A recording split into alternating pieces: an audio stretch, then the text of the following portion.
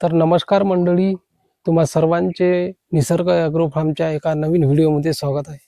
मित्रांनो, लसीकरणाशिवाय कुक्कुटपालन बरेचसे असे आपले कुक्कुटपालक बांधव करण्याचा प्रयत्न करतात. तर मित्रांनो, काहींना यश येते, काहींना यश येत नाही.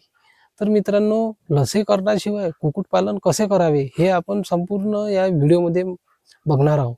तर मित्रांनो, काहीसे आपले कुक्कुटपालक बांधव जे आहेत, जे ग्रामीण भागात राहतात, तर अशा शेतकऱ्यांना मंडळींना लसीकरण उपलब्ध मार्केटमध्ये होत नाही किंवा त्यांच्या ग्रामीण भागापासून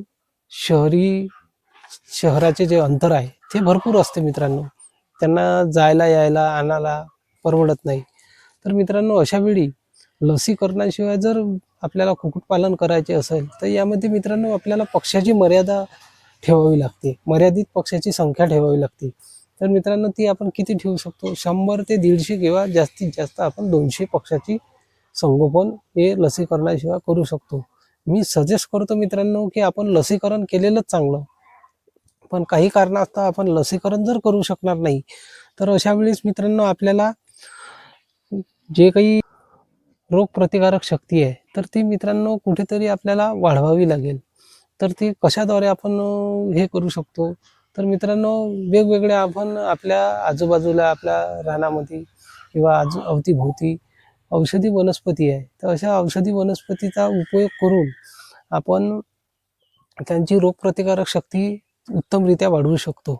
तर मित्रांनो, कोणकोणते वनस्पती आपण वापर करू शकतो? जसे की गुडवेल आहे, पेरूचे पाने आहे, तुळशी आहे, मित्रांनो कडुलिंब आहे, तर पानफुटी आहे.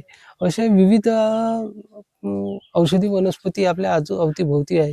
तर यांच्या पाल्याचा रस काढून आपण पाण्याद्वारे किंवा खाद्यामध्ये देऊन त्यांचा इम्युन पॉवर म्हणजे रोगप्रतिकारक शक्ती आपण ही वाढवू शकतो. तसेच मित्रांनो, आपल्याला काही आपल्या कुक्कुटपालनामध्ये नियमितता म्हणजे ठेवावी लागेल अशा वेळी. तर मित्रांनो, ते म्हणजे नंबर 1 म्हटलं झालं तर आपल्या शेडची नियमित रोज स्वच्छता व्हावी. मित्रांनो, हप्त्यामधून आठवड्यातून एकदा आपल्याला किंवा 2दा शेड व्यवस्थित स्वच्छता करून निर्जंतुकी करून आपण करू शकतो. तर मित्रांनो, साधं आपण निर्जंतुकीकरण शेड जर करायचं असेल तर आपल्याला गंधकचा आपण 25 ग्रॅम गंधक हे 15 लिटर पाण्यामध्ये मिसळून आपण शेडची संपूर्ण फवारणी करू शकतो, रोगमुक्त करू शकतो, निर्जंतुकीकरण करू शकतो व अवतीभोवतीचा परिसर आपण निर्जंतुक करू शकतो. तर मित्रांनो, अशा प्रकारे आपल्याला शेडची निर्जंतुकीकरण करावे लागेल.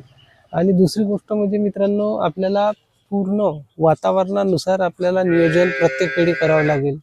तसेच आपल्याला चुन्याचा वापर, पाणी त्यांना शुद्ध द्यावं लागेल, खाद्याचे वेळोवेळी त्यांच्या खाद्यामध्ये त्यांच्या खाद्य घटकामध्ये बदल करावा लागेल. तर अशा प्रकारे मित्रांनो आपण 150 ते 100 अशा पक्षाचे आपण लसीकरणाशिवाय कुक्कुटपालन करू शकतो मित्रांनो.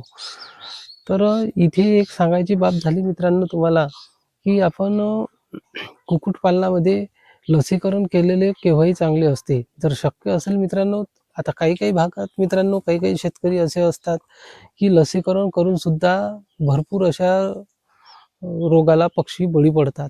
लसीकरण करून सुद्धा. तर मित्रांनो, जे काही लसीकरण आहे, तर ते मित्रांनो आपल्याला प्रॉपरली करावं लागेल.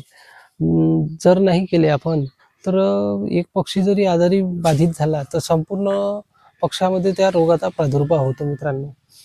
आणि रोगाचे जे निदान आहे, म्हणजे कुक्कुटपालनामध्ये बरेचसे छोटे-मोठे जे आजार उद्भवतात. तर मित्रांनो, याचं वेळेत आपण उपचार केले, तर मित्रांनो मोठ्या आजारामध्ये याचं रूपांतर होणार नाही.